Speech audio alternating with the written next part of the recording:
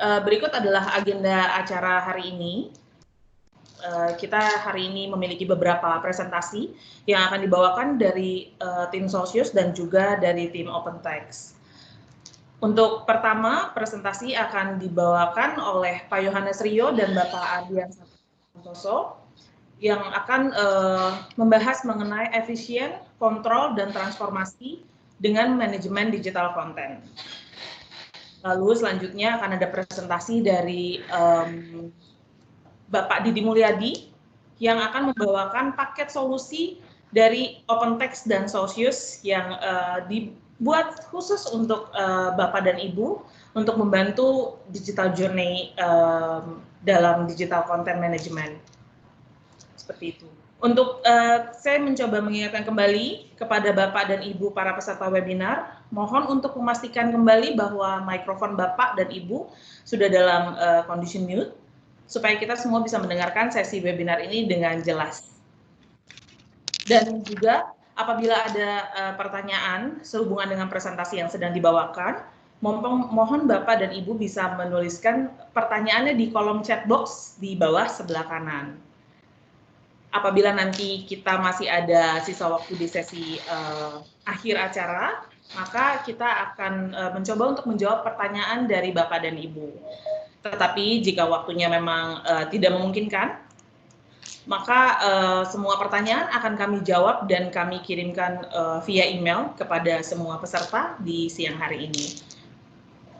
Dan satu hal terakhir dari saya adalah kami juga nanti memiliki feedback form online feedback form yang linknya akan kami share di akhir sesi. Jadi kami mohon partisipasi dari Bapak dan Ibu sekalian untuk bisa membantu mengisi online feedback form tersebut yang tujuannya sebagai referensi kami mengenai langkah selanjutnya yang bisa kami lakukan untuk membantu perusahaan Bapak dan Ibu untuk mengenal lebih jauh mengenai digital content solution. Pastikan juga untuk feedback formnya nanti diisi sudah benar, karena kami juga akan memberikan e-voucher kepada Bapak dan Ibu yang sudah mengisi feedback form sebagai rasa terima kasih kami sudah bersedia meluangkan sedikit waktunya untuk hadir di dalam sesi hari ini. Oke, untuk sebelum kita mulai sesi presentasinya dari Sosius dan OpenText, akan ada sedikit kata-kata pembuka dari Ibu Priscilla Mulyanto. Jadi kepada Ibu Priscilla, saya persilahkan, dan kepada Bapak Ibu sekalian, saya berharap bahwa sesi hari ini bisa banyak membantu Bapak dan Ibu dan juga peserta perusahaan Bapak dan Ibu sekalian. Silakan Ibu Priscilla. Terima kasih Ernita. Selamat pagi Bapak Ibu. Oh udah siang ya, sorry. Selamat siang Bapak Ibu. Salam sejahtera, semoga semuanya dalam keadaan sehat-sehat ya.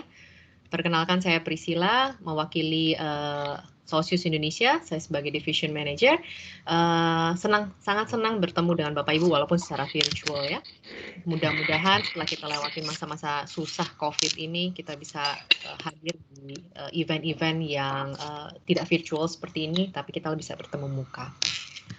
Dalam 1 jam ke depan, kita Sosius Indonesia dan OpenText kami akan men-sharingkan, membagi informasi, membagi ide-ide yang inovatif ya untuk membantu Bapak Ibu dalam menghadapi situasi yang sulit seperti sekarang ini. Jadi situasi yang kita semua tidak pernah ngalami sebelumnya, bukan cuma di Indonesia tapi di seluruh dunia gitu ya. Jadi ini nggak gampang, nggak mudah buat kita untuk laluinya, tapi banyak hal yang merubah kondisi kita di saat sekarang ini. Jadi kalau ada pepatah kita harus selalu belajar dan berubah setiap saat, kalau tidak berubah atau tidak belajar kita akan punah gitu ya Bapak Ibu. Jadi kayaknya quote itu berlaku di keadaan kita sekarang ini. Jadi dengan kondisi seperti ini, mau tidak mau, kita sebagai pribadi, kita sebagai karyawan, kita sebagai bagian dari perusahaan itu pun juga harus berubah, ikut berubah dan berpikir untuk berubah. Jadi apa yang berubah? Cara pikir kita berubah. Dari yang dulu kita berpikir kita semua virus ada obatnya gitu ya. terus semua bisa dihadapi, nggak akan ada virus-virus yang kita nggak pernah bayangin seperti ini gitu. Nah, itu cara pikir kita juga berubah. Cara hidup kita pun berubah, yang dulunya nggak pakai masker gitu ya. Sekarang kemana-mana kita harus pakai masker, kemana-mana harus pakai hand sanitizer. Itu hal-hal simple yang kita rasa dalam diri kita sebagai pribadi pun juga berubah dari cara hidupnya. Dari cara bekerja pun totally seperti yang Bapak Ibu dan kami juga rasakan, mau tidak mau kita harus bekerja melalui virtual, work from home gitu ya. Ada beberapa yang memang work from office, shift-shiftan demi menjaga keamanan dan kesehatan dari karyawan sendiri. Tapi kata kuncinya bisnis must go on. Jadi bisnis harus running seperti biasa. Kalau misalnya kita tidak beradaptasi, bisnis pun nggak berjalan, ya kita nggak akan ketemu di sini ya Bapak Ibu ya. Perusahaan-perusahaan kita mungkin udah tutup ngikut beberapa perusahaan-perusahaan yang sudah gulung tikar. Jadi banyak hal yang harus berubah, banyak hal yang harus kita hadapi untuk bertahan gitu ya, baik bertahan hidup maupun bertahan di perusahaan. Nah, jadi contoh kalau tadi cara bekerja, pasti perusahaan pun juga mengalami perubahan. SOP-nya pun berubah, yang tadinya kita harus approval via tanda tangan basah misalnya, atau kalau mau meeting harus temu muka. Nah, sekarang beberapa meeting, beberapa pekerjaan kita harus lakukan secara virtual, dan itu pun berpengaruh kepada SOP dari perusahaannya masing-masing gitu ya. Jadi Bapak Ibu jangan takut, you're not alone, kita semua menghadapinya. Kami di sini, Solstius ada, OpenText ada, kita melihat bahwa kesulitan-kesulitan yang dihadapi oleh perusahaan, khususnya dalam memanage dokumentasi, memanage approval gitu ya, dan itu kita rasakan banyak banget Bapak Ibu konsultasi customer-customer kita yang mengalami kesulitan. Jadi kami berinisiatif untuk mengadakan sesi webinar ini, mencoba untuk men-sharingkan ide-ide yang bisa kami bantu dari sisi mengelola dokumentasi, terus kemudian yang tadinya kita harus ada hard copy, beberapa perusahaan juga sudah menerapkan soft copy invoice gitu ya. Bagaimana Bapak Ibu bisa dengan cepat beradaptasi dengan situasi yang seperti ini, dan moto agile di enterprise itu ya harus diterapkan saat ini. Jadi kalau dulu mungkin kita harus agile, perusahaan itu harus cepat berubah, beradaptasi dengan cepat dan gampang sesuai dengan kebutuhan bisnis. Nah, mau tidak mau sekarang itu harus diterapkan oleh semua perusahaan, dan kita harus agile untuk menghadapi situasi seperti ini. Jadi mudah-mudahan dengan sesi yang dibawakan oleh beberapa pembicara kami ini dari OpenText dan juga Solstius Indonesia bisa memberikan wawasan kepada Bapak Ibu bahwa banyak ide-ide dan inovatif yang bisa diterapkan supaya kita bisa bertahan dan bisa melewati masa-masa COVID ini dengan banyak hal-hal positif gitu ya. Kita bisa melewatinya, perusahaan kita bisa berkembang lebih besar lagi gitu daripada yang sebelumnya. Mungkin itu pembukaan dari saya. Stay safe, stay healthy, terus berinovasi, terus belajar Bapak Ibu. Kita harus belajar terus. Mudah-mudahan kita bisa melewati masa-masa sulit ini dengan baik dan juga dengan positif. Terima kasih.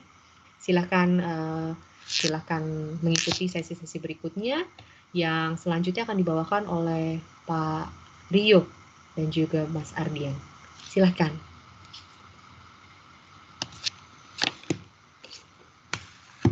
Oke, baik Ibu Priscilla. Terima kasih untuk kesempatannya. Selamat siang Bapak Ibu. Perkenalkan, saya Yohanes Sriwijaya dari Divisi Konten Manajemen Solstius. Salam kenal, salam hangat, dan salam sejahtera. Saya harap juga Bapak Ibu dalam keadaan sehat selalu. Oke, untuk memulai webinar kali ini, pertama, saya akan menjelaskan terkait dengan pengelolaan dokumen yang paperless dan aman. Apa yang terlintas di pikiran Bapak Ibu jika Bapak Ibu mendengar kata dokumen. Tentunya banyak, tebal, tersimpan di rak mana, lalu tersimpan di laci mana, dan berada di lemari arsip mana. Ya kan? Lalu permasalahan yang sering terjadi adalah kadang kita kesulitan melakukan pencarian, terutama pencarian secara spesifik. Contohnya mencari dokumen yang dibuat dalam periode dan oleh user tertentu dengan deskripsi ataupun nomor dokumen tertentu. Kadang kalau misalnya kita mau berkonsultasi dengan user tersebut, ternyata user tersebut sudah resign. Kemudian kadang kita juga mengalami kesulitan menentukan apakah dokumen dengan versi terbaru, karena karyawan sendiri itu kan memiliki format penamaan dokumen yang berbeda-beda, dan kita sering tidak tahu siapa yang memegang versi terbaru ataupun yang terakhir. Kemudian untuk mendapatkan dokumen fisik memerlukan effort yang cukup besar. Mulai dari mencari tahu posisi dokumen tersebut, mengambilnya, kemudian mengantar kepada orang yang memerlukan. Lalu jumlah space kantor dan lemari arsip tidak sebanding dengan tingginya pertumbuhan dokumen. Akan lebih baik jika ruangan kantor digunakan untuk hal lain daripada sekedar dijadikan tempat penyimpanan dokumen. Kemudian tingginya risiko kehilangan dokumen itu sangat besar, terutama dokumen fisik, karena jika adanya bencana alam yang mengakibatkan perusahaan kehilangan dokumen sebagai aset penting mereka. Kemudian juga security ataupun permission untuk setiap dokumen tidak bisa kita atur secara leluasa. Kemudian hal apa yang terjadi jika dokumen itu hilang? Tentunya akan mengganggu proses bisnis yang sedang berjalan. Nah, mengapa itulah banyak alasan mengapa dokumen terus menjadi relevan. Kita bisa ambil contoh, di sini ada exchange, pertukaran informasi. Kita bisa bertukar informasi dengan antar departemen kita. Kemudian ada namanya evidence, dokumen tersebut sebagai evidence, yakni bukti terjadinya transaksi atau adanya kondisi tertentu. Kita ambil contoh, misalnya kita beli barang, lalu kan kita dikasih nota pembayaran. Nah, sebenarnya hal ini berguna sebagai bukti kita apabila barang yang kita beli itu mengalami kerusakan. Jika kita ingin retur terhadap barang yang telah kita beli. Kemudian ada koordinasi, ya kita bahwa dokumen yang berjalan bisa saja berdampak pada departemen lain, tidak hanya dimiliki oleh departemen tertentu.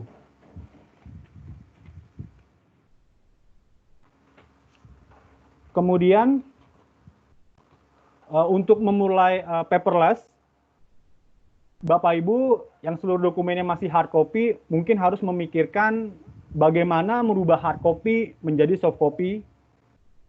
Kemudian bagaimana memanage struktur atau taksonomi jenis sertifikasi dokumen. Dari sini kita bisa lihat bahwa ada content silo and fragmentation. Artinya apa? Bahwa dokumen atau informasi hanya dimiliki oleh departemen atau user tertentu, sehingga tidak adanya kolaborasi. Kemudian juga kerja kolaboratif tidak memiliki koordinasi dan integrasi ke proses terkait.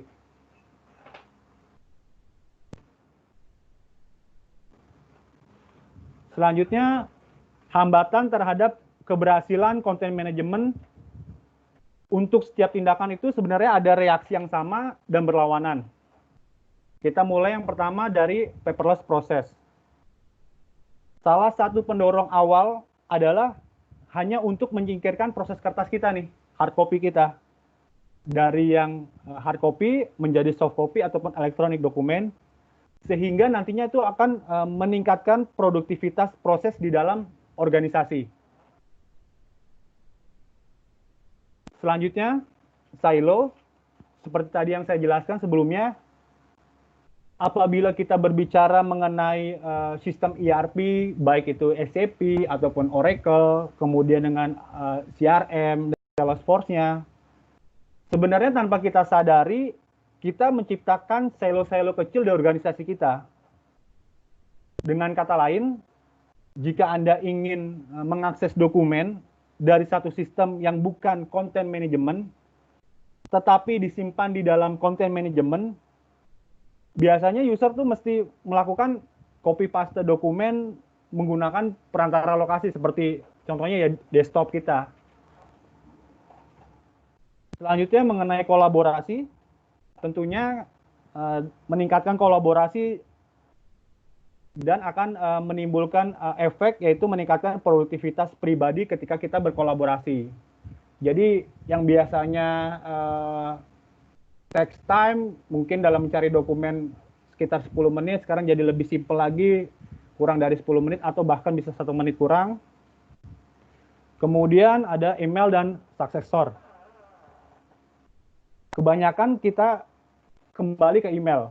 Kenapa? Karena berbagai informasi ataupun data itu kita dapatkan melalui email seperti lampiran. Kemudian bagaimana dengan findability-nya? Permasalahannya adalah bahwa orang tidak dapat menemukan informasi ataupun dokumen begitu mereka login di sistem. Kita kayak seperti berada di hutan belantara, kita tidak tahu kemana. Kita sudah masuk ke sistem, kita sudah attach dokumen kita, cuman ketika kita melakukan pencarian, itu sangat sulit. Jadi kebanyakan user akan meninggalkan sistem tersebut. Wah, kenapa nih? Sulit banget saya untuk searching dokumen. Padahal saya butuh cepat untuk pengambilan keputusan. Kemudian di sini ada namanya metadata. Sekarang ketika kita attach dokumen, tetapi tidak disertakan metadata, hal yang terjadi pengguna akan membutuhkan waktu lama ketika mencari dokumen tersebut. Beda ceritanya jika kita, saya ambil contoh, kita mau mencari dokumen PO untuk perusahaan let's say XYZ.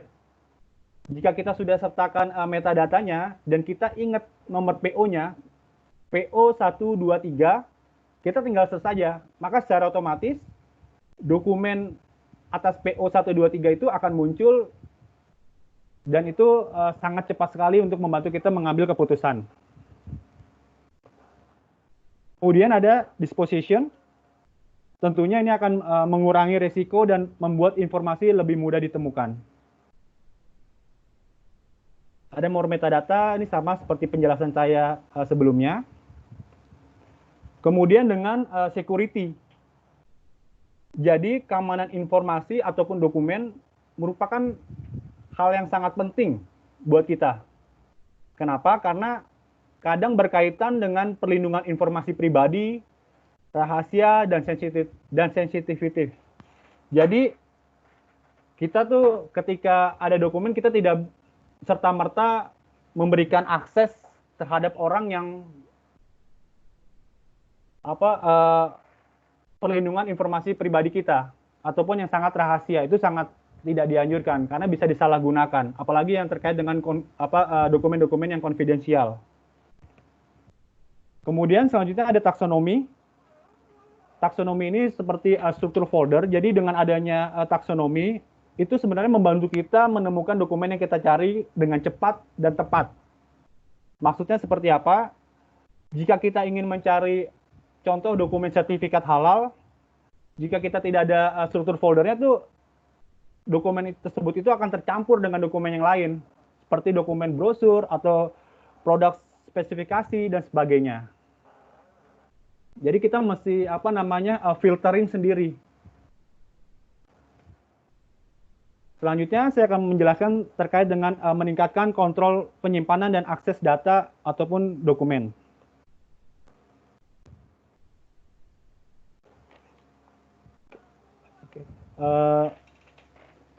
Sekarang ini kan zamannya digital transformation atau industri 4.0. Jadi apabila Bapak Ibu sudah memulai perjalanan di digital transformasi dengan memanage dokumen di beberapa tempat, mungkin ada di cloud, ada di OneDrive, ataupun file storage, file sharing, dan sebagainya, maka sebenarnya semakin kompleks juga, karena kita harus memikirkan mengatur bagaimana mencari dokumen sesuai dengan konteksnya. Terus kalau misalnya saya mau mengupdate terkait dokumen, kita ambil contoh dokumen legal. Kita mau mengupdate nih, mau merenewal. Kalau kita kesulitan, apakah yang kita dapat ini dokumen legal versi terakhir atau bukan? Selanjutnya tentunya mengatur akses.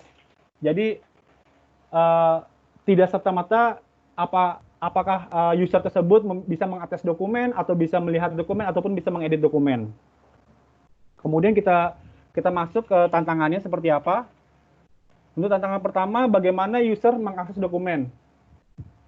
Kita tahu bahwa di setiap perusahaan itu terdiri dari berbagai macam departemen ataupun divisi. Ada divisi procurement, ada divisi IT, ataupun legal, dan sebagainya. Cuman kan bagaimana kita memanage, bagaimana user procurement itu bisa melihat dokumen procurement saja, sementara user IT hanya bisa melihat dokumen IT saja.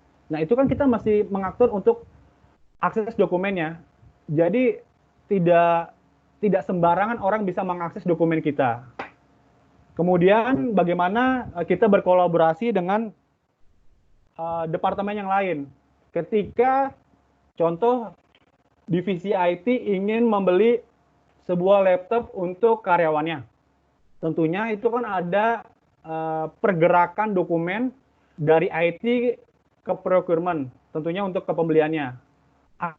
Akan tetapi, procurement saja kan dia hanya tugasnya untuk membayar saja.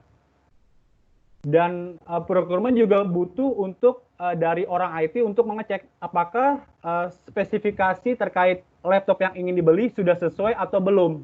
Itu sebenarnya kan pertukaran informasi antar berbagai macam departemen ataupun divisi.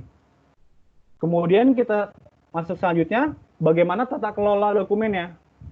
Kalau tata kelola dokumennya buruk atau tidak baik, itu akan menghambat pengambilan keputusan kita. Selanjutnya, bagaimana konten itu juga mensupport proses bisnis kita. Kita mau mengambil keputusan cepat, cuman dokumen yang kita terima itu salah ataupun merupakan bukan versi yang terakhir. Semuanya dapat terus siapa aja sih yang terlibat untuk content management ini? Sebenarnya untuk content management ini semuanya hampir terlibat dari berbagai macam divisi, karena ini harus dari kesadaran masing-masing, karena untuk bergeraknya perusahaan yang mesti kita saling bahu-membahu untuk mencapai goal perusahaan tersebut. Kemudian setelah semuanya sudah rapi, maka kita akan mempunyai satu sumber dokumen, one version of the truth, cuma satu yang baru. Jadi bahwa dokumen ini versinya itu ada di sistem ini ya, jadi nggak ada sistem lain lagi. Jadi semuanya berada pada di satu sistem saja. Kemudian kita lanjutkan ke compliance dan control. Kita sudah siap nih jika tiba-tiba ada audit, baik itu internal ataupun eksternal. Karena kan kalau misalnya audit kan kita perlu lihat nih historinya siapa, user terakhir yang mengedit dokumen ini siapa. Kalau di sistem kita sudah bisa melihat ada audit trailnya. Jadi semuanya kelihatan. Jika nanti ada teman-teman dari audit untuk mengaudit, kita tinggal berikan akses saja. Kemudian tentunya tim sekarang memiliki produktivitas yang meningkat. Kenapa? Karena secara tim, baik LOB atau line of business atau antar LOB, prosesnya sangat mudah. Jadi sangat efektif untuk bertukar informasi.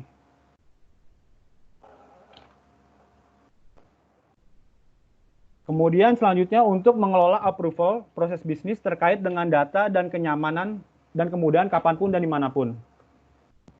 Oke. Ini adalah proses manual ketika kita mau untuk melakukan approve terkait dengan kontrak dokumen. Kita harus menyiapkan dokumennya dulu, kemudian kita kirim hard copy dokumennya ke jenjang yang berikutnya atau ke approver berikutnya. Selanjutnya tinggal atau tim finance akan mereview. Jadi dari hard copy yang dia kirim itu akan diterima oleh tim legal untuk direview. Kemudian setelah direview, udah di-approve, kemudian ditandatangani. Selanjutnya ternyata dari semuanya yang sudah di-approve ini, kita ada hubungan dengan external party atau dengan prinsipal kita. Jadi ya kita mesti untuk share ke keluar, biasanya kita menggunakan Google Drive. Jadi kita tinggal minta contohnya email mereka untuk didaftarkan untuk mengakses terkait dengan dokumen kontrak yang sudah di-approve tersebut. Selanjutnya bagaimana untuk filingnya? Jadi ketika dokumen sudah ditandatangani, sudah dikirimkan ke external party, kita mesti filing dokumennya. Jadi ketika saya mau menyimpan dokumen kontrak, apakah dokumen kontrak ini sudah baik penyimpanannya? Karena kan kadang kan balik lagi seperti yang tadi saya bilang, ketika user mengedit dokumen, biasanya dia memiliki penamaan atau versi yang sendiri-sendiri gitu loh. Misalnya saya untuk kontrak V.1.0, kemudian V.1.1, ada yang mulai dari V.0.1 dan seterusnya. Itu kan berbeda-beda, jadi nggak seragam. Itu akan mengalami kesulitan buat diri kita sendiri, karena itu akan menjadi bumerang buat kita ketika kita melakukan pencarian terhadap dokumen kontrak. Kita tahu bahwa dokumen kontrak itu ribuan dan tebalnya sangat banyak sekali halamannya. Nah, alangkah baiknya atau alangkah bagusnya jika dari yang manual proses kontrak itu menjadi elektronik ataupun menjadi digital.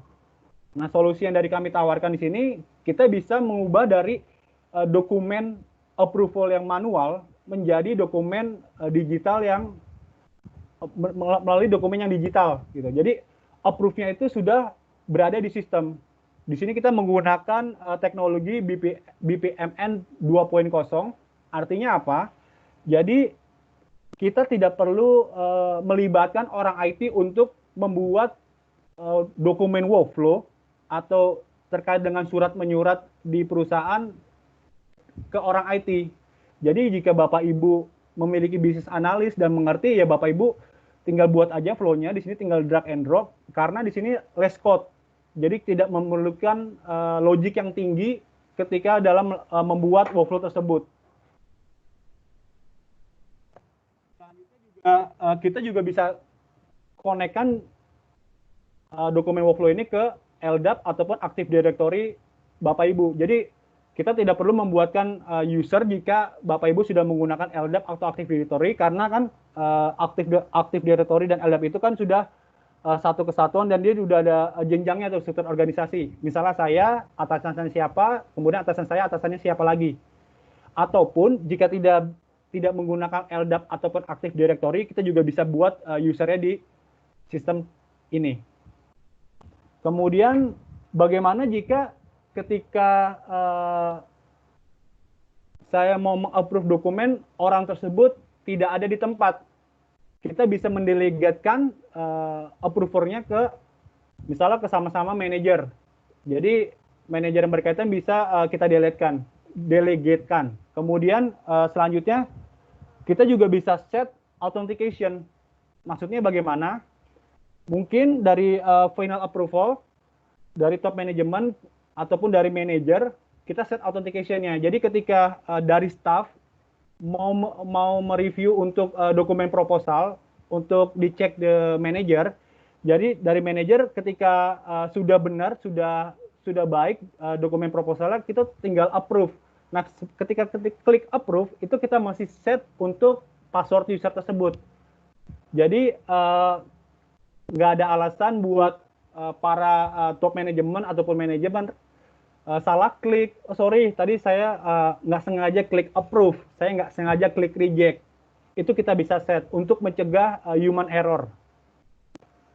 Selanjutnya ini adalah flow proses yang ada di digital. Kita bisa lihat dari initiator, reviewer, approver, contract signatory sampai ke filing. Untuk kita mulai ke initiator, nah, saya ambil contoh di sini ada Susan Wright. Dia menyiapkan dokumen nih. untuk di-review. Tentunya dia akan login dulu ke sistem. Setelah login, dokumen tersebut sudah masuk ke sistem, kemudian dia akan menjalankan workflow-nya. Dia isi metadatanya. Autornya siapa, dia dari departemen mana, kemudian metadatanya apa, apakah proposal ini terkait dengan pembelian server atau pengadaan barang dan jasa dan sebagainya. Kemudian nanti di sini kita bisa lihat setelah Susan Wright ini menjalankan workflow, reviewernya siapa, atasannya siapa. Di sini kita bisa lihat Ann Kowski. Jadi setelah Susan Wright menjalankan workflow, dia akan masuk ke reviewernya. Di sini kita bisa lihat bahwa sekarang ini Ann harus mereview terkait dengan kontrak dokumennya.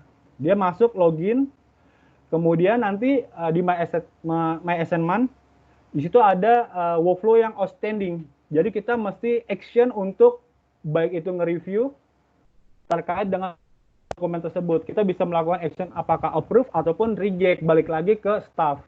Kemudian apabila sudah oke, sudah dicek dari tim legal, kemudian dia siap untuk ke publish bahwa dokumen ini sudah selesai di-review.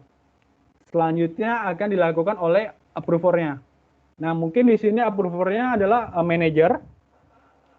Kita juga bisa set nih bagaimana jika manajer itu tidak follow up dalam 30 hari. Dia akan dikasih warning terus-terusan. Jadi mengingatkan bahwa ada workflow yang outstanding dan perlu dilakukan action. Selanjutnya, manajer akan mereview, kemudian approve.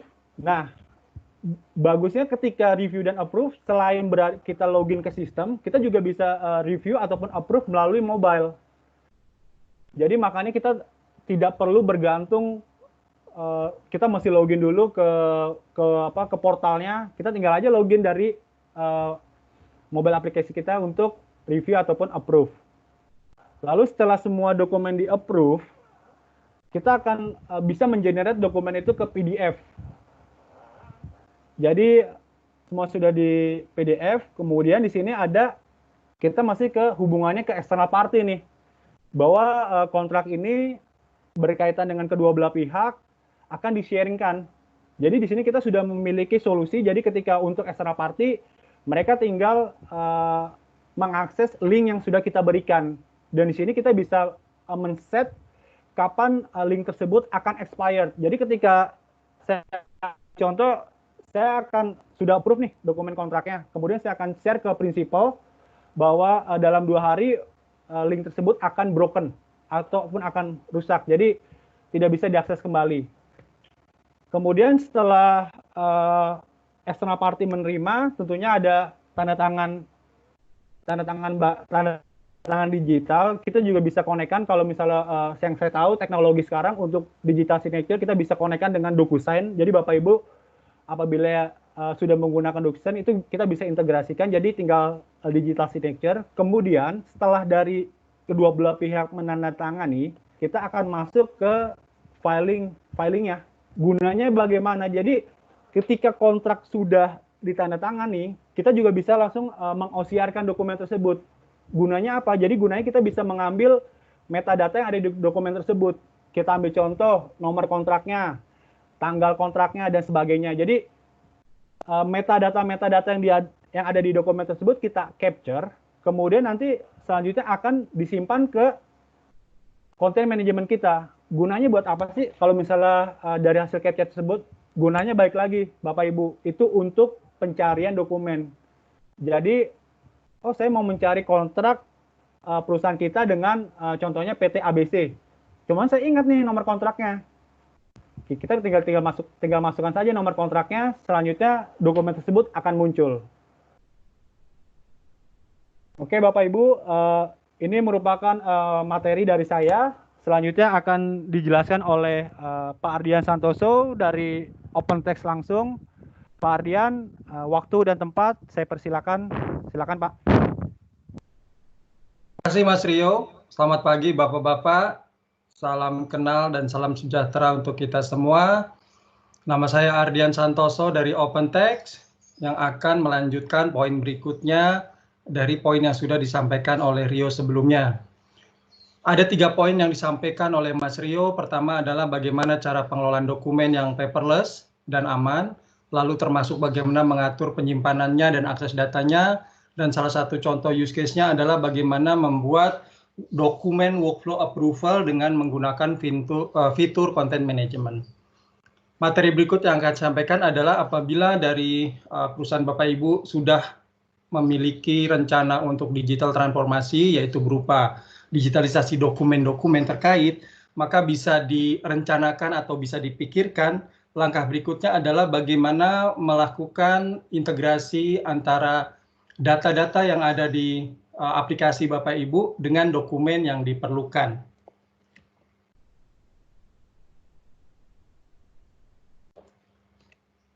Oke, kalau kita lihat di sini, tujuan dari melakukan integrasi dokumen dengan data adalah untuk meningkatkan kolaborasi antar tim di dalam divisi yang berbeda.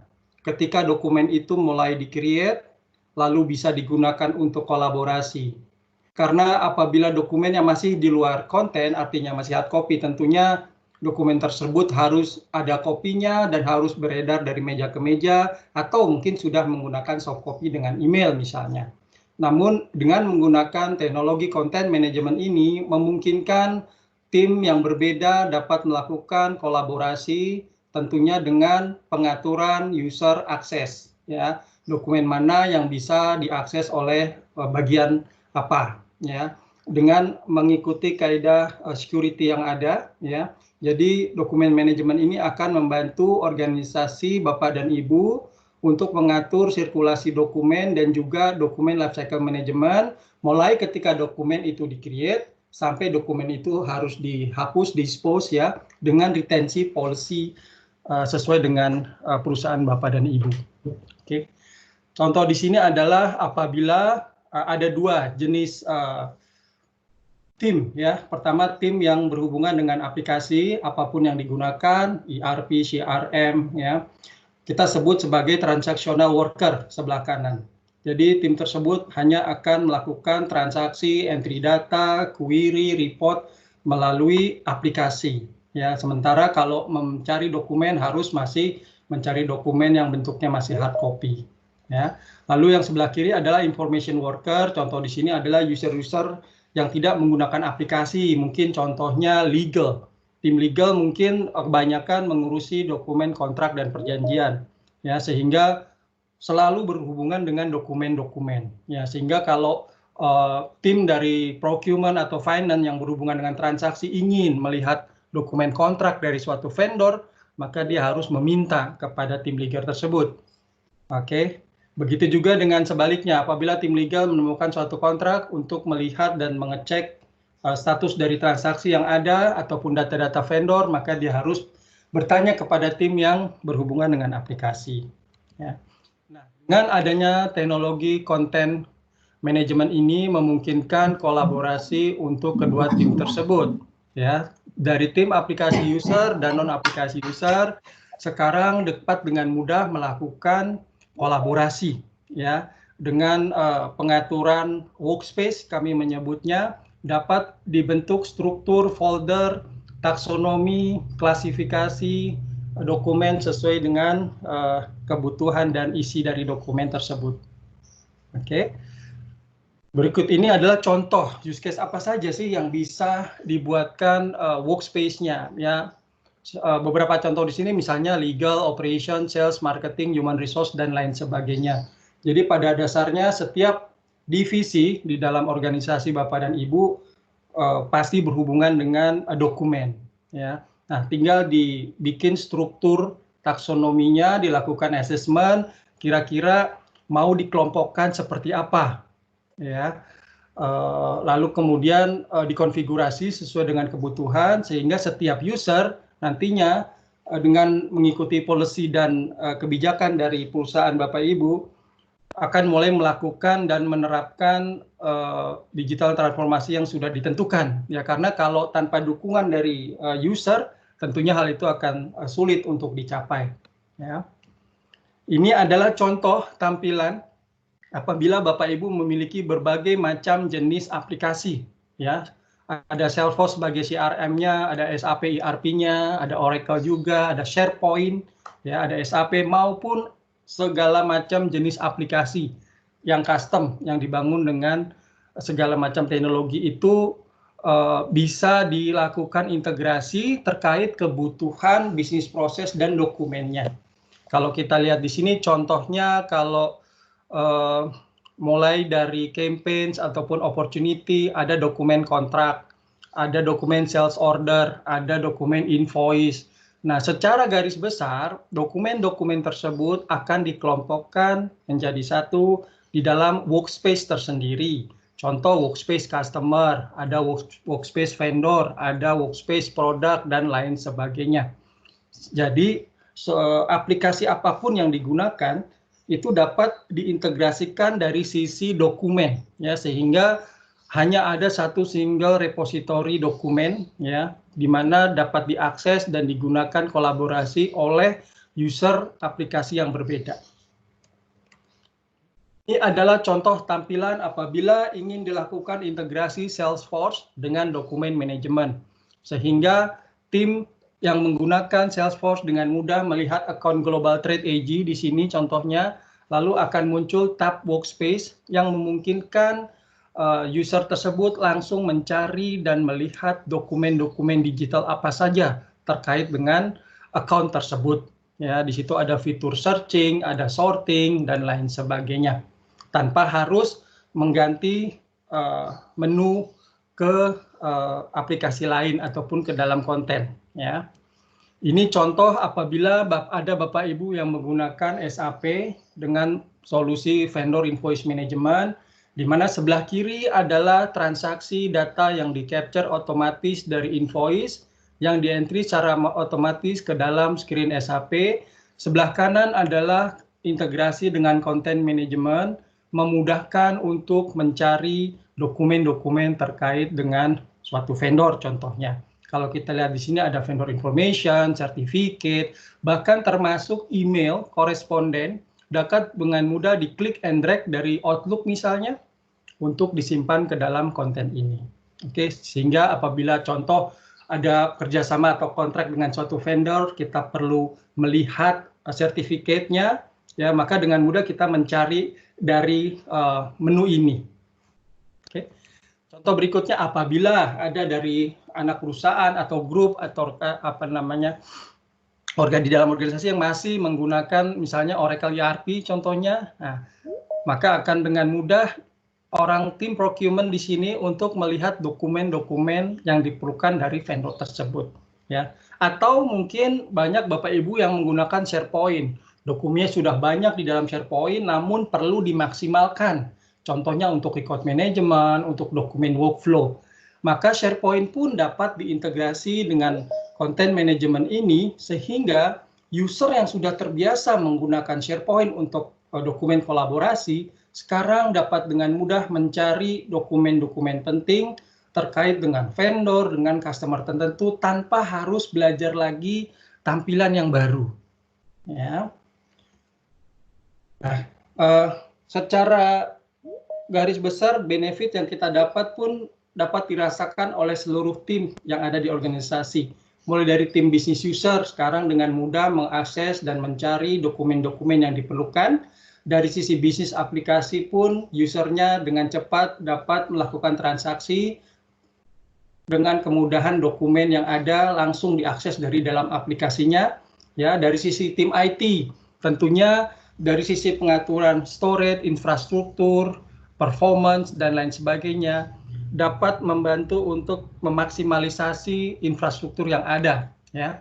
Dan apalagi yang tidak kalah penting tentunya dari tim compliance internal audit ataupun dari tim eksternal, ya. Apabila mereka ingin melihat dokumen untuk keperluan audit, maka tinggal diberikan akses seperlunya, mereka dapat langsung melihat soft copy-nya untuk mempercepat proses, di mana tentunya hard copy tetap diperlukan sebagai syarat audit, ya. Namun karena sudah terdigitalisasi, dokumen-dokumen tersebut sekarang dapat dengan mudah ditemukan di dalam content management.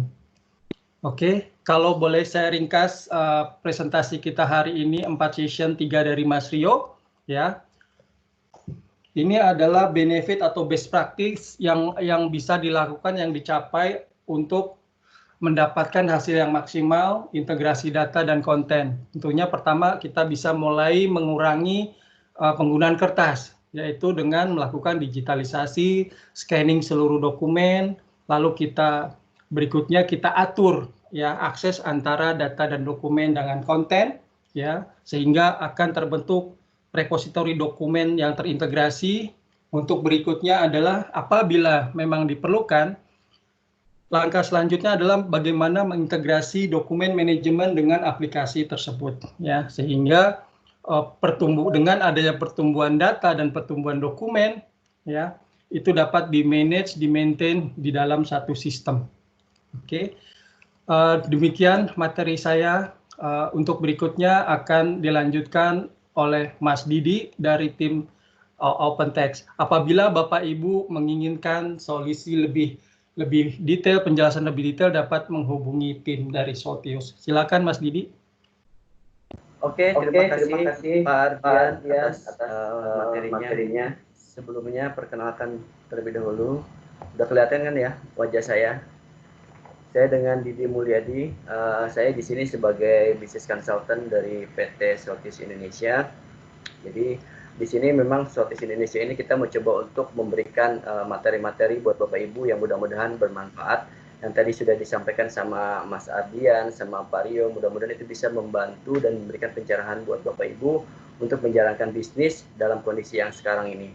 Mungkin sebagian besar di teman-teman atau Bapak Ibu semua ada yang masih WFH, yang kondisinya mungkin masih belum bisa ke kantor. Semoga kondisi sekarang bisa cepat berlalu dan semoga Bapak Ibu semuanya diberikan kesehatan. Nah, kami dari Soltius tentunya kita mau coba untuk memberikan suatu bentuk solusi buat Bapak Ibu. Dengan yang pertama adalah dari posisi Fast ECM Extended Edition dan yang kedua adalah Fast ECM Finance Edition. Nah, konsep dari package solution yang kami ini kita dapatkan dari berbagai case bisnis yang ada di Indonesia. Jadi kondisinya memang untuk 2 poin ini kita melihat beberapa kondisi yang mungkin pada saat yang sekarang pas ECM Extended Edition itu Bapak Ibu sudah menggunakan ERP atau sudah menggunakan sistem yang sudah berjalan dengan baik. Oke, saya lanjut ke slide berikutnya.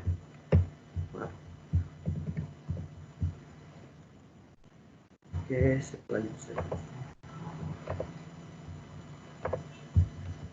Nah, yang pertama untuk pas ECM Extended Edition, mungkin di sini kita tidak merubah apa yang menjadi sistem yang sudah ada, ERP yang sudah ada. Dan saat ini saya mencoba memberikan contoh salah satu sistem ERP yaitu SAP. Sebenarnya sistem itu sendiri bisa apapun itu, bisa mungkin sistem yang Bapak Ibu develop sendiri, atau mungkin sistem Oracle dan lain sebagainya. Nah, kondisi yang sekarang di sebelah kiri Bapak Ibu adalah kondisi yang saat ini sistemnya sudah berjalan, namun secara informasi masih terpisah-pisah. Tadi sudah disampaikan oleh Mas Ardian bagaimana untuk menjadikan satu data menjadi terpusat. Dengan solusi yang kita mencoba untuk berikan ke Bapak Ibu, tentunya informasi-informasi yang ada itu bisa dimanfaatkan sehingga informasi apapun itu terkait dengan data, terkait dengan mungkin data kontak dan lain sebagainya itu bisa terpusat. Bahkan untuk aksesnya juga bisa diatur tersendiri oleh Bapak Ibu yang ada oleh Bapak Ibu semua. Nah, konsep yang kedua di sini adalah pas Extended Edition akan mendapatkan nilai lebih ketika Bapak Ibu semua sekarang sudah menggunakan sistem, ada dokumentasi, ada sistem yang sedang berjalan, itu akan menambahkan nilai value, added value, sehingga informasi tanpa menggunakan informasi yang sudah ada, informasi yang mungkin sistem yang sudah berjalan akan memberikan nilai lebih ketika Bapak Ibu sudah memanfaatkan teknologi. Sehingga Bapak Ibu sudah memaksimalkan teknologi sehingga mendapatkan atau memberikan impact terhadap bisnis ya Bapak Ibu semuanya. Selanjutnya, ini sebagai contoh use case ya, di mana mungkin pada saat sekarang ada customer, ada produk, ada vendor. Posisi saat ini Bapak Ibu mungkin sudah maintain kontrak, quotation, sales order, bagaimana Bapak Ibu untuk bisa memberikan purchase order ke vendor. Hal-hal yang sudah dilakukan saat ini yang Bapak Ibu lakukan saat ini itu tidak kami rubah, tapi kita memberikan added value tambahan berupa PAS ICM Extended Edition ini. Kenapa? Dengan informasi yang ada akan mendapatkan value yang akan lebih, sehingga secara proses bisnis itu akan bisa lebih secara maksimal. Gitu. Nah, adapun spesial offer kami dari Soltius Indonesia untuk di tahun 2020 ini, saya sangat mengapresiasi Bapak Ibu untuk hadir di webinar kali ini. Tentunya juga kita akan mencoba untuk mengapresiasi juga. Jadi pada saat ini kami, ketika Bapak Ibu akan lebih detail, tim kami ingin melakukan konsultasi terkait dengan solusi kami atau memberikan asesmen terhadap kondisi sekarang yang ada di tempat Bapak Ibu, kita akan coba untuk memberikan free, mungkin itu dengan syarat dan ketentuan ya Bu ya. Jadi paket solusi dari implementasi kita yang standar pada umumnya memang secara license itu sekitar di 20 user dengan include maintenance untuk 1 tahun.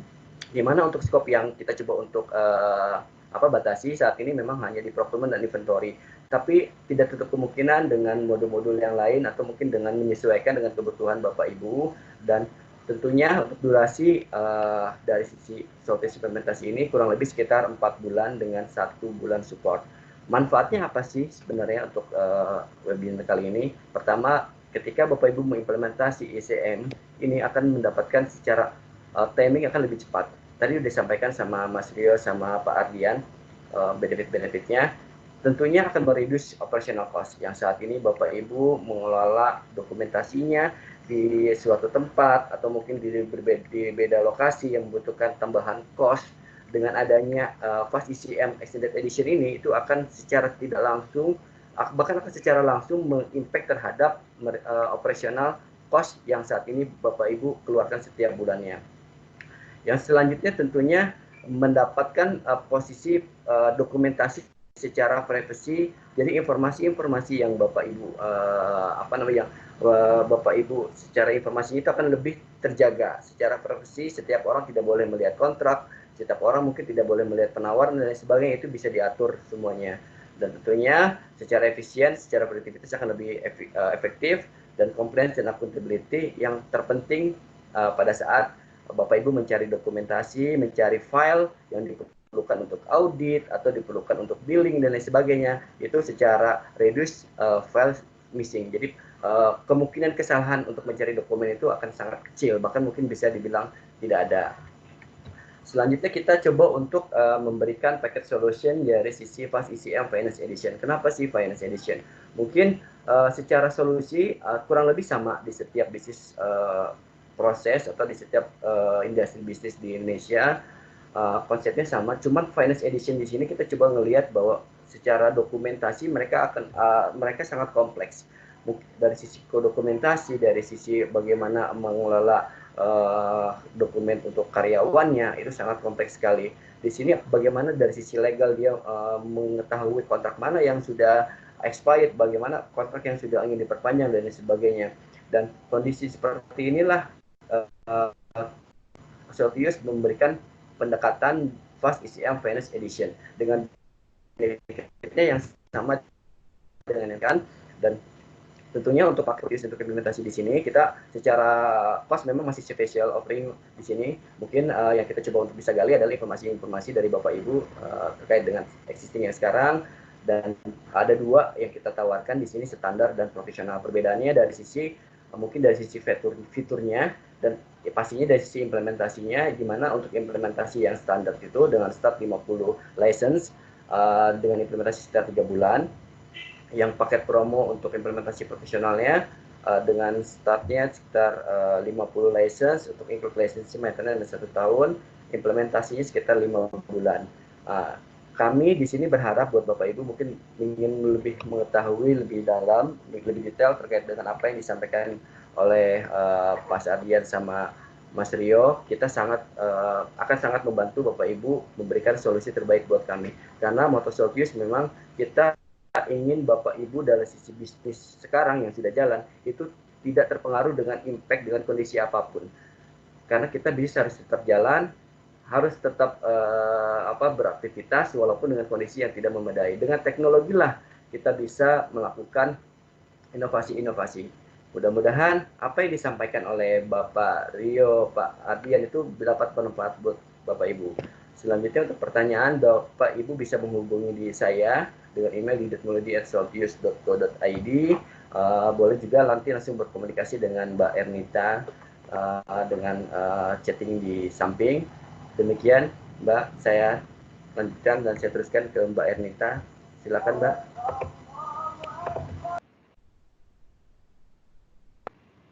Oke, terima kasih kepada seluruh presenter untuk di webinar siang hari ini, dan juga terima kasih kepada Bapak dan Ibu yang sudah bergabung. Kami berharap bahwa sesi siang hari ini bisa bermanfaat untuk Bapak dan Ibu dan juga untuk perusahaan Bapak dan Ibu juga di siang hari ini. Untuk satu sesi terakhirnya itu adalah pengisian feedback form, Bapak Ibu. Ini saya share untuk link pengisian online feedback formnya. Bisa menggunakan link yang sudah saya berikan maupun QR code-nya. Kami mohon dengan sangat agar Bapak dan Ibu bisa mengisi feedback form online ini. Supaya kita bisa tahu kebutuhannya, terutama mengenai digital content management dari Bapak dan Ibu seperti apa ke depannya. Untuk, saya rasa masih ada sedikit waktu karena juga so far kita ada beberapa pertanyaan. Ada 3 pertanyaan kalau saya lihat di chat box ini. Mungkin bisa dibantu jawab oleh tim kami secara langsung. Untuk pertanyaan pertama itu dari, saya coba cek ya, dari Pak Slamet ya, dari Pak Slamet Raharjo dari Amerta Indah Otsuka. Pertanyaannya, konten manajemennya yang mana misalnya disimpan dalam bentuk teks atau database. Mungkin Pak Rio bisa menjawab sedikit Pak untuk pertanyaan dari Pak Slamet yang satu ini? Ya, boleh. Selamat siang Pak Slamet. Terkait dengan pertanyaan konten manajemen. Selamat siang, Pak. Selamat siang. Ya. Jadi sebenarnya ketika bisnis aplikasi sudah terintegrasi dengan konten manajemen, Pak, maka semua dokumen digitalnya akan disimpan di dalam server dan storage yang berbeda dengan aplikasinya, Pak. Jadi nggak membebankan server aplikasi. Lalu dari sisi security-nya bisa diintegrasikan dengan LDAP ataupun single sign-on. Di samping itu konten manajemennya juga akan terencrypt, Pak. Jadi kita tidak bakal bisa mengakses konten manajemen, tidak akan bisa mengakses konten ataupun dokumen yang tersebut, Pak. Seperti itu, Pak, jawaban dari saya.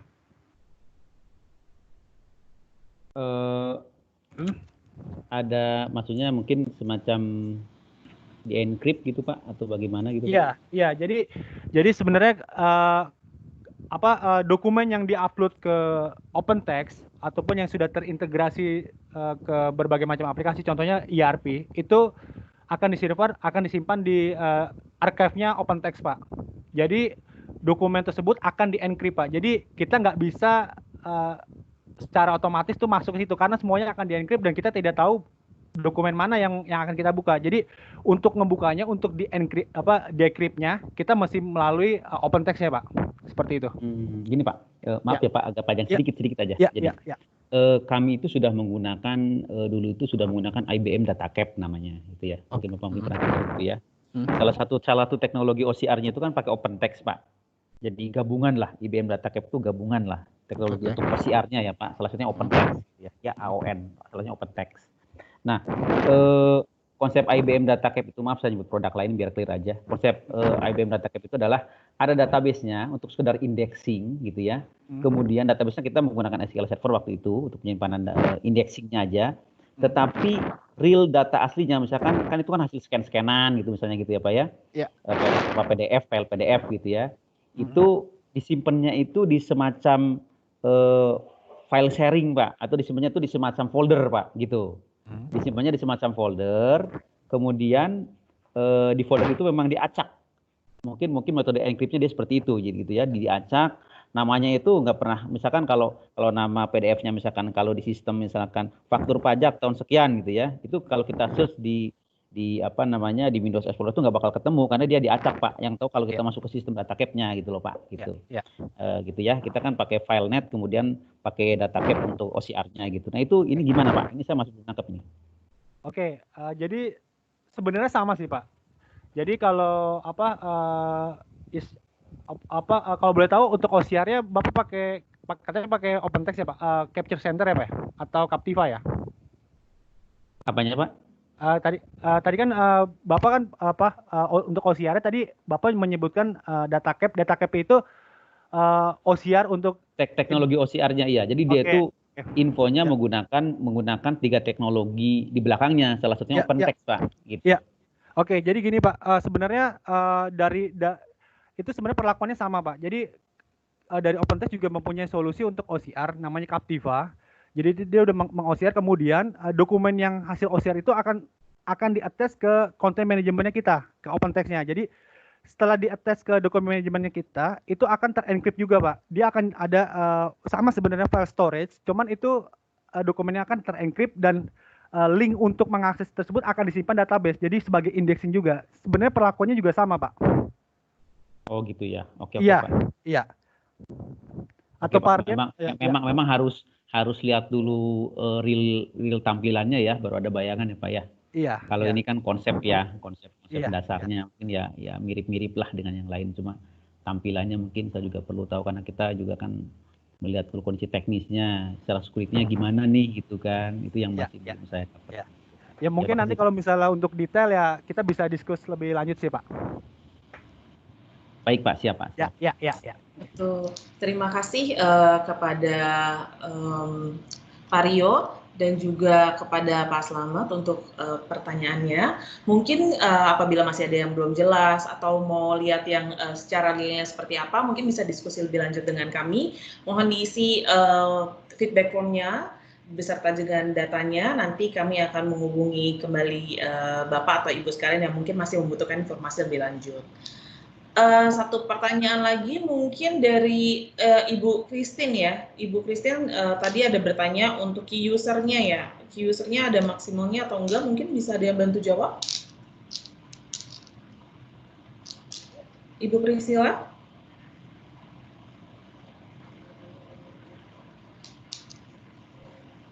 Ibu Priscilla mungkin udah live conversation.